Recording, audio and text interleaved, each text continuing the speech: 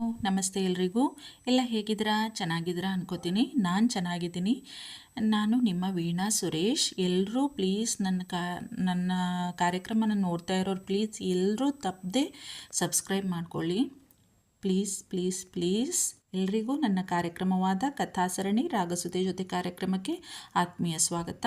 ಇದು ನನ್ನ ಮೊದಲ ಕಥೆ, ಕೆಣಕುತ್ತಿದೆ ನಿನ್ನ ಕಣ್ಣೋಟ ಕಥೆಯ ಮುಂದುವರೆದ ಭಾಗ. ತಾತ, ಅದು ನಾನು ಇನ್ನು ಮುಂದೆ ಹಿಂಗೆ ಮಾಡೋಕ್ಕಿಲ್ಲ ತಾತ, ತಪ್ಪಾಯಿತು, ಕ್ಷಮಿಸ್ಬಿಡಿ ತಾತ ಎಂದಿದ್ದಳು ನೋವಿನಿಂದ ಪ್ರಾರ್ಥನಾ. ಶರಶ್ಚಂದ್ರನ ಪರಿಸ್ಥಿತಿಯನ್ನು ನೋಡಿ ಇನ್ನೂ ದುಃಖವಾಗಿತ್ತು ಅವಳಿಗೆ. ಬಿಡು, ಹೆಂಗೋ ಬಂದಲ್ಲ ಮನೆಗೆ, ಯಾರೋ ಏನೋ ಹೇಳಿದ್ರು ಅಂತವ, ನೀನು ಯಾಕೆ ಮನೆ ಬಿಟ್ಟು ಹೋಗ್ಬೇಕು ಪುಟಕ? ನಿನ್ನ ಮನೆ ಕರ್ಕೊಂಬಂದವನು ನಮ್ಮ ಚಂದ್ರು ಅಲ್ವಾ, ಅವನೇನಾರ ಹೇಳಿದ್ರೆ ನಿಂಗೇನಾರ ಅನ್ನಿಸ್ಬೇಕು. ಬಿಡು, ಬಾ ಈಗ ಒಳಿಕೆ ಎಂದು ನಡೆದಿದ್ದರು ರಂಗಜ್ಜ. ಶರಶ್ಚಂದ್ರನ ಮುಖವನ್ನೇ ಕ್ಷಮಿಸಿ ನನ್ನ ಎನ್ನುವಂತೆ ನೋಡಿದ್ದಳು ಹುಡುಗಿ. ಅವನಿಗೂ ಅವಳ ಭಾವನೆ ಅರ್ಥವಾಗಿತ್ತೇನೋ. ಮುಗುಳ್ನಕ್ಕು ಕಣ್ಣು ಮುಚ್ಚಿ ತೆರೆದಿದ್ದ. ಒಮ್ಮೆ ಪರವಾಗಿಲ್ಲ ಎನ್ನುವಂತೆ ಸರಿದು ಹೋಗುತ್ತಿದ್ದವಳನ್ನು ನಿಲ್ಲಿಸಿದ್ದ ಶರಶ್ಚಂದ್ರ. ಮಹಡಿಯ ಮೆಟ್ಟಿಲ ಮೇಲೆ ನಿಂತು ಎಲ್ಲವನ್ನೂ ನೋಡುತ್ತಿದ್ದವಳನ್ನು ನೋಡಿ, ಸ್ಟಾಪ್ ದೇರ್ ಪ್ರಾರ್ಥನಾ, ಡೋಂಟ್ ಗೋ ನೌ. ನನಗೆ ಒಂದು ವಿಷಯ ಸ್ಪಷ್ಟಪಡಿಸೋದಿದೆ ಇಲ್ಲಿ ಇರುವವರಿಗೆ, ಇಲ್ಲದೇ ಇರುವವರಿಗೂ ಕೂಡ ಎಂದಿದ್ದ ಗಂಭೀರವಾಗಿ. ಏನೂ ಅರ್ಥವಾಗದೆ ಕಣ್ಣು ಅರಳಿಸಿ ನೋಡುತ್ತಾ ಅಲ್ಲಿಯೇ ನಿಂತಿದ್ದಳು ಹುಡುಗಿ. ರಂಗಜ್ಜ, ನೀವು ಇಲ್ಲೇ ಇರಿ ಎಂದಿದ್ದ. ನಾನು ಎಷ್ಟೆಂದರೂ ಹೊರಗಿನೋನು, ನಾನ್ಯಾಕೆ ಮನೆಯವರ ಮಧ್ಯ ಎಂದುಕೊಂಡು ಒಳಗೆ ಹೋಗುತ್ತಿದ್ದವರನ್ನು ತಡೆದಿದ್ದ Sharashchandra. Shambhavi, come here, I want to talk with you. ಕರೆದಿದ್ದ ತಂಗಿಯನ್ನು ಗಂಭೀರವಾಗಿ ಶರಶ್ಚಂದ್ರ. ಕೈಕಾಲು ನಡುಗುತ್ತಿದ್ದರೂ ಭಂಡ ಧೈರ್ಯ ಅವಳಿಗೆ. ಮುಖದಲ್ಲಿ ಭಯವನ್ನು ತೋರ್ಪಡಿಸದೆ ಕೆಳಗಿಳಿದು ಬಂದಿದ್ದಳು. ಶಾಂಭವಿ, ಸರಿಯಾಗಿ ನನ್ನ ಮಾತು ಕೇಳಿಸ್ಕೊ, ಹಾಗೆ ಆ ನಿನ್ನ ಪಾರ್ಟ್ನರ್ಗೂ ವಿಷಯ ಮುಟ್ಟಿಸು. ನಾನು ಹೇಳದಿದ್ದರೂ ನೀನು ಆ ಕೆಲಸ ಮಾಡೇ ಮಾಡ್ತೀಯಾ ಅನ್ನೋದು ನನಗೆ ಗೊತ್ತು ಎಂದು ಅವಳ ಮುಖ ನೋಡಿ ಸೊಟ್ಟ ನಗು ನಕ್ಕಿದ್ದ. Let's come to the point. ನೋಡಿ, ಇದು ನನ್ನ ಮನೆ, ಬರೀ ಹೇಳುತ್ತಿಲ್ಲ, ಹೆಸರಿಗೆ ಮಾತ್ರ ನನ್ನ ಮನೆ ಅಂತ. ಇದು ನನ್ನ ಹೆಸರಲ್ಲೇ ಇದೆ. ಕೆಲವರು ಇದನ್ನು ಕೇಳೋದಕ್ಕೆ ಹೇಸಲ್ಲ, ಅದಕ್ಕೆ ಮುಂಚೆನೇ ಹೇಳ್ಕೊತಾ ಇದ್ದೀನಿ ಎಂದು ಮಾತು ನಿಲ್ಲಿಸಿ ತೀಕ್ಷ್ಣವಾಗಿ ಶಾಂಭವಿಯ ಮುಖ ನೋಡಿದ್ದ ಶರಶ್ಚಂದ್ರ. ಉಗುಳು ನುಂಗಿ ತಲೆ ತಗ್ಗಿಸಿದ್ದಳು ಅವಳು. ನನ್ನ ಮನೆಯಲ್ಲಿ ನನ್ನ ನಿರ್ಧಾರಗಳೇ ಅಂತಿಮ. ನಾನೇ ಈ ಹುಡುಗಿಯನ್ನು ಈ ಮನೆಗೆ ಕರೆತಂದಿದ್ದು, ನಿಮಗೂ ಗೊತ್ತು. ಅವತ್ತೇ ಹೇಳಿದ್ದೆ, ಯಾರೂ ಹುಡುಗಿಯ ವಿಷಯಕ್ಕೆ ತಲೆ ಹಾಕುವ ಅಗತ್ಯವಿಲ್ಲ ಎಂದು. ಕೆಲವರಿಗೆ ಒಂದು ಸಲ ಹೇಳಿದರೆ ಅರ್ಥ ಆಗಲ್ಲ, ಹೇಳಿದ್ದನ್ನೇ ಪದೇ ಪದೇ ಹೇಳ್ತಾನೇ ಇರಬೇಕು. ಬುದ್ಧಿ ಮಂದ ಕೆಲವರಿಗೆ, ಬೇಕಾದಲ್ಲಿ ಓಡಲ್ಲ ಅವರ ತಲೆ, ಬೇಡದೇ ಇರೋ ಕಡೆ ಮಾತ್ರ ಎಕ್ಸ್ಪ್ರೆಸ್ ಟ್ರೈನ್ ಥರ ಓಡುತ್ತೆ. Leave it. ಈಗ ಮತ್ತೆ ಹೇಳ್ತಾ ಇದ್ದೀನಿ, ಇದೇ ಲಾಸ್ಟ್ ವಾರ್ನಿಂಗ್. ಆಮೇಲೆ ನಾನು ಏನು ಮಾಡ್ತೀನೋ ನನಗೇ ಗೊತ್ತಿಲ್ಲ. ಆಮೇಲೆ ಆಗುವ ಅನಾಹುತಕ್ಕೆ ನನ್ನನ್ನು ಬ್ಲೇಮ್ ಮಾಡಬೇಡಿ. ನಾನು ಯಾವುದಕ್ಕೂ ಕೇರ್ ಮಾಡಲ್ಲ. ಇದನ್ನು ಚೆನ್ನಾಗಿ ತಲೆಯಲ್ಲಿ ತುಂಬ್ಕೊಳ್ಳಿ, ಅರ್ಥ ಆಯ್ತಲ್ಲ? ಶಾಂಭವಿಯನ್ನೇ ನೋಡಿದ್ದ ಮತ್ತೊಮ್ಮೆ. ನೋಡಿ, ನೀವು ಮಾತಾಡೋವಾಗ ನಿಮ್ಮ ನಾಲಿಗೆ ಮೇಲೆ ಸ್ವಲ್ಪ ಹಿಡಿತ ಇರಲಿ. ಅದು ನಿಮಗೂ ಒಳ್ಳೆಯದು, ನಿಮ್ಮ ಎದುರಿಗಿರುವವರಿಗೂ ಒಳ್ಳೆಯದು. ನಿಮ್ಮ ಮಾತು ನಿಮ್ಮಿಂದ ಅನ್ನಿಸಿಕೊಂಡಿರುವ ಮನುಷ್ಯನ ಮೇಲೆ ಯಾವ ರೀತಿ ಪರಿಣಾಮ ಬೀರಬಹುದು ಎಂಬುದನ್ನು ಯೋಚಿಸಿ ಮಾತನಾಡಿ. ಇಷ್ಟೆಲ್ಲ ನಾನು ಯಾಕೆ ಹೇಳ್ತಿದ್ದೀನಿ ಅಂತ ಅರ್ಥ ಆಗಬೇಕಾಗಿರೋರಿಗೆ ಅರ್ಥ ಆಗಿರುತ್ತೆ ಅನ್ಕೋತೀನಿ. ನೋಡಿ, ಈ ಹುಡುಗಿ ನನ್ನ ಜವಾಬ್ದಾರಿ. ನಾನೇ ಸ್ವತಃ ಅವಳನ್ನು ಕೇಳಿ ಕರೆ ತಂದಿದ್ದೀನಿ. ಅವಳು ಗತಿಗೆಟ್ಟವಳೋ, ಹೊಟ್ಟೆಗಿಲ್ಲದೆಯೋ, ಅಥವಾ ನನ್ನ ಕಾಲಿಗೆ ಬಿದ್ದು ಬೇಡಿಕೊಂಡೋ ಇಲ್ಲಿಗೆ ಬಂದಿದ್ದಲ್ಲ. ಅರ್ಥ ಆಯ್ತಲ್ಲ? ಅರ್ಥ ಆಗಿಲ್ಲ ಅಂದರೆ ಅರ್ಥ ಮಾಡ್ಕೊಳ್ಳಿ, ಅದು ನಿಮಗೆ ಒಳ್ಳೆಯದು. ಹಾಗೆ ನಿಮಗೆ ಸಾಥ್ ನೀಡ್ತಾ ಇದ್ದಾರಲ್ಲ ಜನ, ಅವರಿಗೂ ಅರ್ಥ ಮಾಡಿಸಿ. ಸಂಬಂಧವೇ ಇಲ್ಲದಿರುವ ಜನರನ್ನೆಲ್ಲ ನನ್ನ ಮನೆಯ ವಿಷಯಕ್ಕೆ ಮೂಗು ತೂರಿಸುವುದು ನನಗೆ ಇಷ್ಟ ಆಗಲ್ಲ. ಇನ್ನೂ ನಿಮ್ಮ ಭಂಡ ಜನ್ಮಕ್ಕೆ ಅರ್ಥ ಆಗಿಲ್ಲ ಅಂತ ಇಟ್ಕೊಳ್ಳಿ. ಹೇಗೆ ಅರ್ಥ ಮಾಡಿಸಬೇಕು ಅನ್ನೋದು ನನಗೆ ಗೊತ್ತು. ಹೇಳಿ ಅವರಿಗೂ. ಹಾಗೆಯೇ ಪ್ರಾರ್ಥನಾ, ಈ ಮನೆ ನಿಂದು ಕೂಡ. ನೀನು ಇಲ್ಲಿ ಇರೋವರೆಗೂ ಯಾರು ಏನೇ ಅಂದರೂ ಅನ್ನಿಸಿಕೊಳ್ಳೋ ಅಗತ್ಯವಿಲ್ಲ. ನಿನಗೂ ಮಾತು ಬರುತ್ತಲ್ವಾ, ತಿರುಗಿಸಿ ಮಾತನಾಡು. ಅಂದವರಿಗೂ ಸ್ವಲ್ಪ ಬಿಸಿ ಮುಟ್ಲಿ ಎಂದು ಮಾತು ನಿಲ್ಲಿಸಿದ ಶರಶ್ಚಂದ್ರ. ಶಾಂಭವಿಯ ಉಸಿರೇ ಇಲ್ಲ, ಅಷ್ಟು ಖಡಕ್ಕಾಗಿ ವಾರ್ನ್ ಮಾಡಿದ್ದ ಅವನು. ಈಗ ಎಲ್ಲರೂ ಹೋಗ್ಬೋದು ಎಂದಿದ್ದ. ರಂಗಜ್ಜ, ಪ್ರಾರ್ಥನಾ ನಿಧಾನಕ್ಕೆ ಸರಿದು ಹೋಗಿದ್ದರು. ಹಾಗೆಯೇ ಶಾಂಭವಿ ಕಡೆ ತಿರುಗಿ, ನಾನು ಹೇಳಿದ್ದು ನೆನಪಿದೆ ತಾನೇ ನಿನ್ನೆ? ನೀನು ಇನ್ನು ಮುಂದೆ ಕಾಲೇಜಿಗೆ ಹೋಗುವ ಅವಶ್ಯಕತೆ ಇಲ್ಲ. ನಿನ್ನನ್ನು ನನ್ನ ಸುಪರ್ದಿಗೆ ಬಿಟ್ಟು ಹೋಗಿದ್ದಾರೆ ಅಮ್ಮ. ನೀನು ಒಪ್ಪಿದರೂ ಒಪ್ಪದಿದ್ದರೂ ನೀನು ನನ್ನ ಜವಾಬ್ದಾರಿ. ಅಂದ ಮೇಲೆ ನಿನ್ನ ಜೀವನವನ್ನು ಚಂದವಾಗಿ ರೂಪಿಸುವುದು ನನ್ನ ಜವಾಬ್ದಾರಿಯೇ. ನಿನಗೆ ಓದಲ್ಲಿ ಆಸಕ್ತಿ ಇಲ್ಲ ಅನ್ನೋದು ನನಗೆ ಗೊತ್ತಿದೆ. ಆದರೂ ಒಂದು ಡಿಗ್ರಿ ಕೈಯಲ್ಲಿ ಇರಲಿ ಅಂದ್ಕೊಂಡಿದ್ದೆ. ಆದರೆ ನಿನ್ನ ನೋಡಿದರೆ ಹಾಗೆ ಹೇಳಿ ನಾನು ತಪ್ಪು ಮಾಡಿದೆ ಅನ್ನಿಸ್ತಾ ಇದೆ. ಬೇಕಾದ ವಿಷಯ ಬಿಟ್ಟು ಬೇರೆ ಎಲ್ಲದರ ಮೇಲೂ ಆಸಕ್ತಿ ಸ್ವಲ್ಪ ಜಾಸ್ತಿನೇ ಇದೆ ನಿನಗೆ. ಅದಕ್ಕೆ ಹೇಳಿದ್ದು, ನಿನಗೆ ಮದುವೆ ಮಾಡಿದರೆ ನನ್ನ ಜವಾಬ್ದಾರಿ ಮುಗಿಯುತ್ತೆ. ಆಮೇಲೆ ನೀನುಂಟು, ನಿನ್ನ ಗಂಡ ಉಂಟು. ಅವನಿಗೆ ಇಷ್ಟ ಇದ್ದರೆ ಮುಂದೆ ಓದಿಸ್ಲಿ, ಇಲ್ಲ ಮನೆ ಮಕ್ಕಳು ಸಂಸಾರ ಅಂತ ಇದ್ಬಿಡು ಓದ್ಬಿಡು ಎಂದಿದ್ದು ಶರಶ್ಚಂದ್ರ. ಅವನ ಮಾತನ್ನು ಕೇಳಿದ್ದವಳು ಒಮ್ಮೆಯೇ ಅವನ ಕಾಲು ಹಿಡಿದಿದ್ದಳು ಶಾಂಭವಿ. ಅಣ್ಣ, ನಾನು ಓದಬೇಕು, ನನಗೆ ಇಷ್ಟು ಬೇಗ ಮದುವೆ ಇಷ್ಟ ಇಲ್ಲ. ಇನ್ನು ಮುಂದೆ ನನ್ನ ಕೆಲಸ ಎಷ್ಟಿದೆಯೋ ಅಷ್ಟು ನೋಡಿಕೊಂಡು ನನ್ನ ಪಾಡಿಗೆ ನಾನಿರ್ತೀನಿ. ಆದರೆ ಕಾಲೇಜಿಗೆ ಹೋಗಲು ಬಿಡು ಪ್ಲೀಸ್, ನನಗೆ ಮದುವೆ ಬೇಡ ಈಗಲೇ ಎಂದು ಗೋಗರೆದಿದ್ದಳು. ತಾನು ಪ್ರೀತಿಸಿದವನಿಗೆ ಕಾಲ್ ಮಾಡಲು ನಿನ್ನೆಯಿಂದ ಟ್ರೈ ಮಾಡಿ ಸೋತಿದ್ದಳು. ಅವನು ತನ್ನ ಊರಿಗೆ ಯಾವುದೋ ಕೆಲಸದ ಮೇಲೆ ಹೋಗಿದ್ದರಿಂದ ಇವಳಿಗೆ ಮಾತನಾಡಲು ಸಿಕ್ಕಿರಲಿಲ್ಲ. ಏನು ಮಾಡಬೇಕೆಂದೇ ತಿಳಿಯದೆ ರಾತ್ರಿಯೆಲ್ಲ ಒದ್ದಾಡಿದ್ದಳು ಶಾಂಭವಿ. ಈಗ ಶರಶ್ಚಂದ್ರನ ಮಾತಿನಿಂದ ಅವನಿಗೂ ತನ್ನನ್ನು ಮುಂದೆ ಓದಿಸುವುದು ಇಷ್ಟವಿದೆ ಎಂದು ತಿಳಿದು ಖುಷಿಯಾಗಿತ್ತು ಅವಳಿಗೆ. ಬೀಸುವ ದೊಣ್ಣೆಯಿಂದ ತಪ್ಪಿಸಿಕೊಂಡರೆ 100 ವರ್ಷ ಆಯಸ್ಸು ಎಂದುಕೊಂಡು ಈ ಉಪಾಯ ಮಾಡಿದ್ದಳು. ಅವಳ ಮಾತಿನ ಮೇಲೆ ಕಿಂಚಿತ್ತೂ ನಂಬಿಕೆ ಇಲ್ಲದಿದ್ದರೂ ಅವಳ ಭವಿಷ್ಯದ ದೃಷ್ಟಿಯಿಂದ ಓದು ಬಹಳ ಮುಖ್ಯ ಎಂದುಕೊಂಡವನು, ನೋಡು ಶಾಂಭವಿ, ನಿನಗೆ ಇದೊಂದೇ ಕೊನೆಯ ಅವಕಾಶ ನಾನು ಕೊಡೋದು. ಓದಿನ ಮೇಲೆ ಮಾತ್ರ ಗಮನವಿರಲಿ.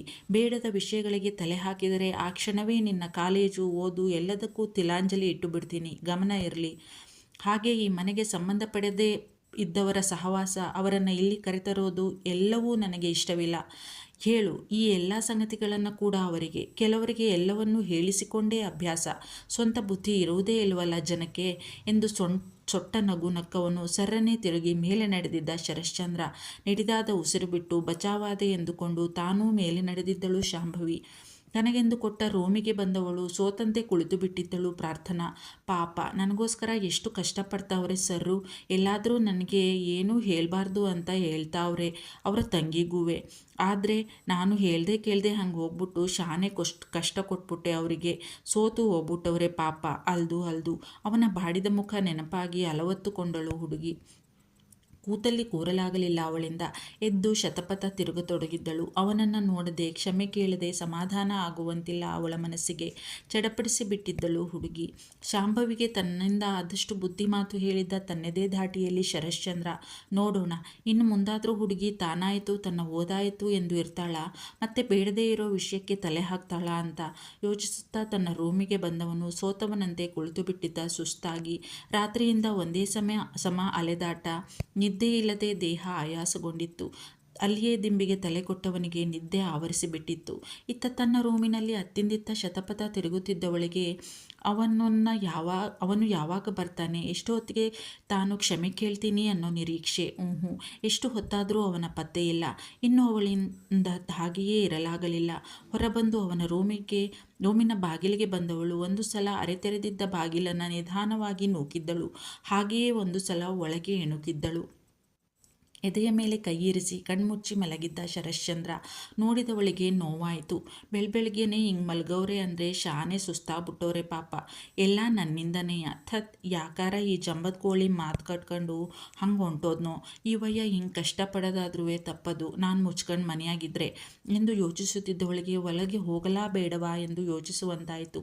ನಾನು ಹಿಂಗೆ ಈ ವಯ್ಯನ ರೂಮಿಗೆ ಹೊಂಟೋದ್ರೆ ಯಾರ ನೋಡಿ ತಪ್ಪು ತಿಳ್ಕೊಂಡ್ರೆ ಎಂದು ಒಂದು ಸಲ ಅನ್ನಿಸಿದರೆ, ಯಾರೇನಂತ ತಿಳ್ಕೊಂಡಾರು, ಇರೋದೇ ಆ ಜಂಬದ ಕೋಳಿ ಮತ್ತು ರಂಗಜ್ಜ ಅಂತೂ ಹಂಗೆಲ್ಲ ಏನೂ ಅಂದ್ಕೊಳ್ಳೋಕ್ಕಿಲ್ಲ.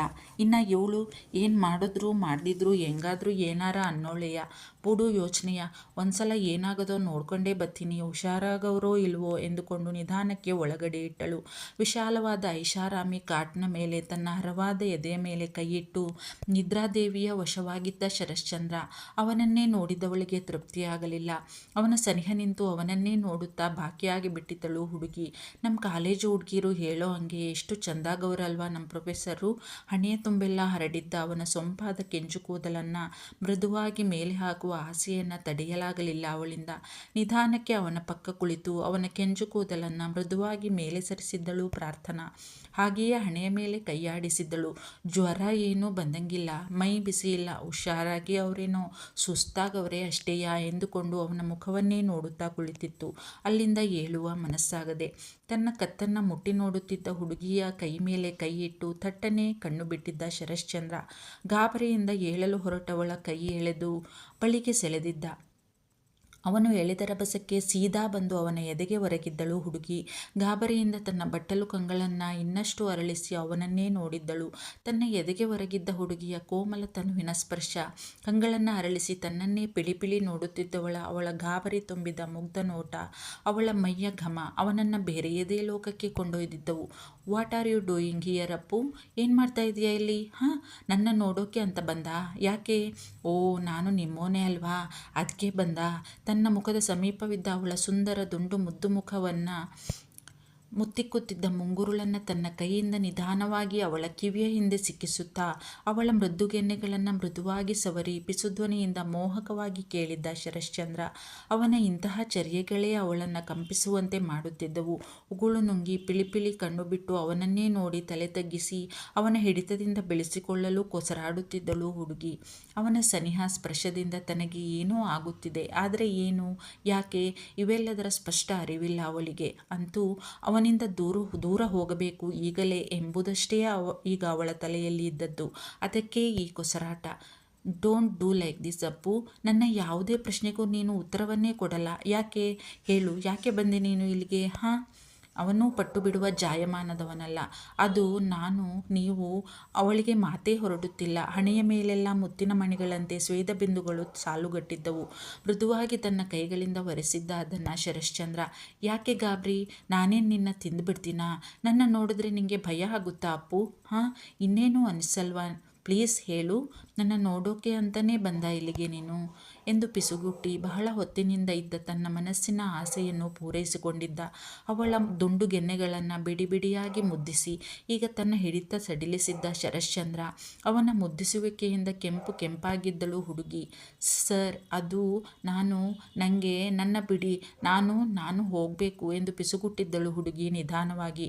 ನಾನೆಲ್ಲಿ ನಿನ್ನ ಹಿಡ್ಕೊಂಡಿದ್ದೀನಿ ನಿನ್ನ ಅಪ್ಪು ಎಂದು ಮತ್ತೊಮ್ಮೆ ಅವಳ ದುಂಡುಗೆನ್ನೆಗಳನ್ನು ಸವರಿದ್ದ ಮೃದುವಾಗಿ ಶರಶ್ಚಂದ್ರ.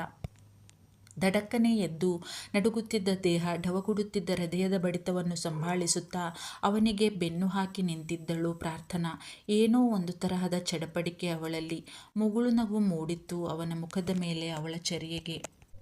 ಯಾಕೆ ಪ್ರಾರ್ಥನಾ, ವಾಟ್ ಹ್ಯಾಪನ್? ನಾನು ಕೇಳಿದ ಪ್ರಶ್ನೆಗೆ ನಿನ್ನ ಬಳಿ ಉತ್ತರ ಇಲ್ವಾ? ನಾನು ಹೇಳಲಾ ಉತ್ತರನ? ನನಗೆ ಗೊತ್ತು, ತುಂಟತನದಲ್ಲಿ ಕೇಳಿದ್ದ ಅವಳನ್ನೇ ಹುಬ್ಬು ಮೇಲೆತ್ತಿ ನೋಡುತ್ತಾ. ಯಾಕೆ ಬಂದಿದ್ದು ನಾನು? ಹೇಳಿ ನೋಡುವ ಹಂಗಾರೆ. ಎಲ್ಲ ಗೊತ್ತಾಯ್ತದ ನಿಮಗೆ? ನಾನು ನೋಡೇ ಬಿಡ್ತೀನಿ ನಾನುವೇ. ಅದೇನು ಗೊತ್ತಾಗೋದು ನಿಮಗೆ ಅಂತವ? ಕಂಗಳನ್ನು ಅತ್ತಿತ್ತ ಆಡಿಸುತ್ತಾ ಅವನ ಮುಖವನ್ನೇ ನೋಡಿ ಪಟ್ ಅಂತ ಕೇಳಿದ್ದಳು ಹುಡುಗಿ. ತನ್ನ ಮುಂಚಿನ ವರಸೆಗೆ ಮರಳಿದ್ದಳು ಪ್ರಾರ್ಥನಾ. ಅವನ ಜೊತೆ ಮಾತನಾಡುವ ಧೈರ್ಯ ಮಾಡಿದ್ದಳು ಹುಡುಗಿ. ಅವನಿಗೆ ಬೇಕಾಗಿದ್ದು ಅದೇ ತಾನೇ. ಹುಡುಗಿ ಹೀಗೆ ಸುಮ್ಮನೆ ಇರುವುದು ಅವನಿಗೆ ಇಷ್ಟವೇ ಇಲ್ಲ. ಅವಳು ಯಾವಾಗಲೂ ತನ್ನ ಹಳ್ಳಿಯ ಸೊಗಡಿನ ಭಾಷೆಯಲ್ಲಿ ಪಟಪಟ ಮಾತಾಡುತ್ತಾ ಇರಬೇಕು ಎಂದೇ ಬಯಸುತ್ತಿದ್ದ ಅವನು. ಜೋರಾಗಿ ನಕ್ಕುಬಿಟ್ಟ ಶರಶ್ಚಂದ್ರ. ಅವನ ನಗು ಅವಳನ್ನು ಮೋಡಿ ಮಾಡಿಬಿಡುತ್ತಿತ್ತು ಯಾವಾಗಲೂ. ಈ ವಯ್ಯ ನಕ್ರೆ ಎಷ್ಟು ಚಂದ ಕಾಣಿಸ್ತಾರಲ್ವಾ ಇವರು ನಕ್ರೆ, ಇವರ ಕಣ್ಣು ಕೂಡ ನಕ್ಕಂಗಿರ್ತದೆ ಎಂದುಕೊಂಡು ಅವನನ್ನೇ ನೋಡುತ್ತಾ ಬಾಕಿಯಾಗಿ ಬಿಟ್ಟಿದ್ದಳು ಹುಡುಗಿ. ಏನು ಯೋಚನೆ ಮಾಡ್ತಾ ಇದೀಯಾ? ನನಗೆ ಗೊತ್ತಿಲ್ಲ ಏನು ಅಂತನಾ? ಹಾಂ, ಹುಬ್ಬು ಹಾರಿಸಿ ಮತ್ತೆ ಕೇಳಿದ್ದ ಶರಶ್ಚಂದ್ರ. ಮಲಗಿದ್ದವನು ಎದ್ದು ಕುಳಿತು ಅವಳನ್ನೇ ಕಣ್ಣು ಸಂಕುಚಿಸಿ ನೋಡುತ್ತಾ, ಯಾವುದೋ ಧ್ಯಾನದಲ್ಲಿ ಇದ್ದೋಳು ಹ್ಞೂ ನೀವು ನಕ್ರೆ ಶಾನೆ ಚಂದ ಕಾಣಿಸ್ತೀರಿ ಅಂತವ ಅನ್ಕತಾ ಇದ್ದೆ ಎಂದಿದ್ದಳು ಮೈಮರೆತು. ಸರ್ರನೆ ಅವಳತ್ತ ಬಂದು ಬಿಟ್ಟಿದ್ದ ಶರಶ್ಚಂದ್ರ. ಹೌದಾ ಅಪ್ಪು, ನಕ್ರೆ ನಾನು ಅಷ್ಟು ಚಂದ ಕಾಣಿಸ್ತೀನಾ? ಹಾಂ, ಅವಳ ಮುಖದತ್ತ ಬಾಗಿ ಅವಳ ಕಣ್ಣಲ್ಲಿ ಕಣ್ಣಿಟ್ಟು ಮೋಹಕವಾಗಿ ಪಿಸುಗುಟ್ಟಿದ್ದ ಶರಶ್ಚಂದ್ರ. ಅವನ ಬಿಸಿಯುಸಿರಿನ ಶಾಖಕ್ಕೆ ಇಹಕ್ಕೆ ಬಂದವಳು ಅವನಿಗೆ ಸರ್ರನೆ ಬೆನ್ನು ಹಾಕಿ ನಿಂತಿದ್ದಳು ಹುಡುಗಿ. ಪ್ಲೀಸ್ ಪ್ಲೀಸ್ ಪ್ಲೀಸ್ ಎಲ್ಲ ನೋಡ್ತಾ ಇರೋರು ಎಲ್ಲರೂ ತಪ್ಪದೆ ಸಬ್ಸ್ಕ್ರೈಬ್ ಮಾಡ್ಕೊಳ್ಳಿ.